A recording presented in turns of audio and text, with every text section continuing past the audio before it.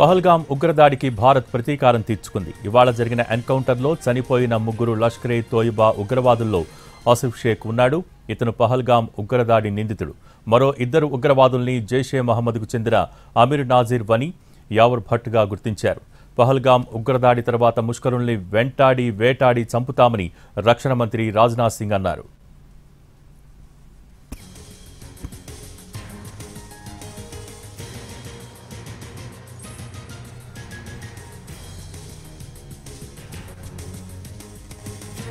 పహల్గాం ఉగ్రదాడికి భారత్ ప్రతీకారం తీర్చుకుంది. ఇవాళ జరిగిన ఎన్కౌంటర్లో చనిపోయిన ముగ్గురు లష్కరే తోయిబా ఉగ్రవాదుల్లో ఆసిఫ్ షేక్ ఉన్నాడు. ఇతను పహల్గాం ఉగ్రదాడి నిందితుడు. మరో ఇద్దరు ఉగ్రవాదుల్ని జైషే మహమ్మద్కు చెందిన అమీర్ నాజీర్ వని, యావర్ భట్గా గుర్తించారు. దీనికి సంబంధించి మోర్ అప్డేట్స్ మా ప్రతినిధి రాజు లైవ్ ద్వారా అందించడానికి సిద్ధంగా ఉన్నారు. Raju, over to you. Thank you Bhogi. ఉగ్రవేట మొదలైంది. ఉగ్రవాదులు ఎక్కడ తలదాచుకున్నా సరే వెతికి చంపుదామని ఏ విధంగానైతే హోంశాఖ మంత్రి అమిత్ షా చేసినటువంటి ప్రకటన ఇప్పుడు నిజం అవుతుందని చెప్పుకోవచ్చు. మొదట ఎప్పుడైతే పహల్గాం ఉగ్రదాడి జరిగినప్పటి నుంచి కూడా జరిగినటువంటి పరిణామాలు కావచ్చు, ఆ తర్వాత పూర్తి స్థాయిలో పెద్ద ఎత్తున దక్షిణ కాశ్మీర్లో కూంబింగ్ జరుగుతూ వచ్చింది.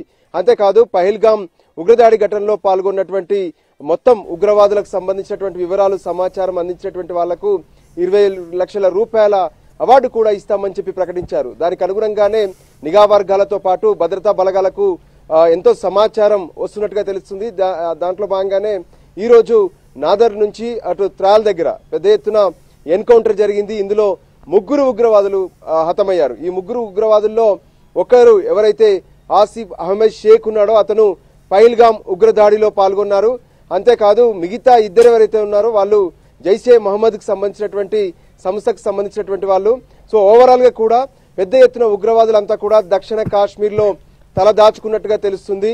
గతంలో ప్రభుత్వం చెప్పినట్టుగా ఏ విధంగానైతే పహల్గాం ఉగ్రదాడి తర్వాత అంటే అక్కడ 26 మందిని పొట్టన పెట్టుకున్నటువంటి ఉగ్రవాదులు ఆ తర్వాత కూడా దేశవ్యాప్తంగా పలు చోట్ల ఉగ్రదాడులకు సిద్ధమవుతున్నారు. వాళ్ళంతా కూడా ప్లాన్ చేసుకుంటున్నారు. అందుకోసమే పాక్ లో ఉన్నటువంటి ఉగ్ర శిబిరాలపైన దాడి చేయాల్సి వచ్చిందనే విషయాన్ని కూడా స్పష్టం చేసింది భారత్. సో ఆ తర్వాత జరిగినటువంటి పరిణామాలు చూసాము. భారత్ పాక్ మధ్య తలెత్తినటువంటి ఉద్రిక్త పరిస్థితులు ప్రస్తుతం సీజ్ ఫైర్ కొనసాగుతున్నప్పటికీ కూడా భారత్ పాక్ మధ్య పాకిస్తాన్ లో ట్రైన్ అయి వచ్చినటువంటి ఉగ్రవాదులను మాత్రం భారత్ లో ఖతం చేస్తున్నాయి ఆర్మీ బలగాలు.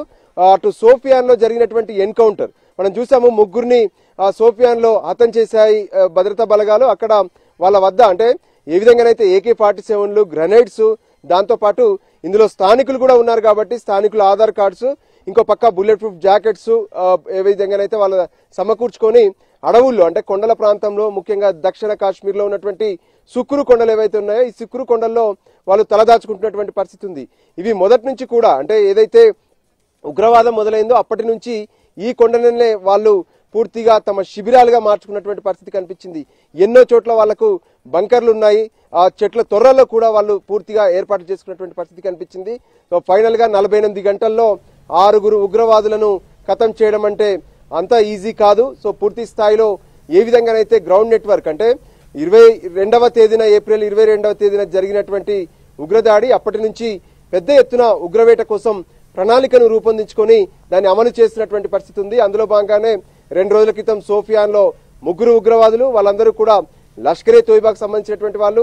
ఈ రోజు మృతి చెందినటువంటి ముగ్గురులో ఇద్దరు జైషే మహమ్మద్, మరోపక్క ఏదైతే ఆసిఫ్ షేక్ ఉన్నాడో ఆయన మాత్రం ది రెసిస్టెంట్ ఫ్రంట్ అని ఏ విధంగా అయితే క్లైమ్ చేసుకున్నారో దానికి సంబంధించినటువంటి వ్యక్తిగా తెలుస్తుంది. ఓవరాల్ గా కూడా పాకిస్తాన్ లో వీళ్ళంతా కూడా ట్రైన్ అయ్యి ఆ తర్వాత భారత్ లో దాడులు చేసేందుకే ఇక్కడికి వచ్చినట్టు తెలుస్తుంది. అందులో భాగంగానే పూర్తి స్థాయి నిఘా సమాచారంతోనే భద్రతా బలగాలు కూంబింగ్ మొదలు పెట్టాయి. ఈ రోజు తెల్లవారుజామున పుల్వామా, దాంతో పాటు ఆవంతిపురం నుంచి కూంబింగ్ మొదలు పెడితే త్రాల్, మరోపక్క నాదర్ల వద్ద ఉగ్రవాదులు తారసపడ్డారు. వాళ్ళపై అటు ఏదైతే భద్రతా దళాలపై వాళ్ళు ఎదురుకాల్పులు జరిపారు. కానీ భద్రతా దళాలు ఆ ముగ్గురిని కూడా ధీటుగా ఎదుర్కొని వాళ్ళని అంతమొందించడమే కాకుండా ప్రస్తుతం వాళ్ళు ఏవేవైతే ఉపయోగించినటువంటి అటు వాళ్ళు ఉపయోగిస్తున్నటువంటి AK-47 కావచ్చు, గ్రెనేడ్స్ కావచ్చు, మిగతా ఆయుధాలను మొత్తం కూడా స్వాధీనం చేసుకున్నట్టుగా తెలుస్తుంది. సో ఇంకా కూంబింగ్ కొనసాగుతూనే ఉంది. ఖచ్చితంగా ఉగ్రవాదులు ఎక్కడ దాచుకున్నా సరే వాళ్ళను వెతికి చంపేస్తామని ఏ విధంగానైతే కేంద్రం ప్రకటించిందో దానికి అనుగుణంగానే పహల్గాం సంబంధించినటువంటి ఘటనకు సంబంధించిన అంశంలో పూర్తి స్థాయిలో ప్రతీకారం తీర్చుకుంటుంది కేంద్ర భద్రతా బలగాలు. Bhogi. Okay, thank you Raju.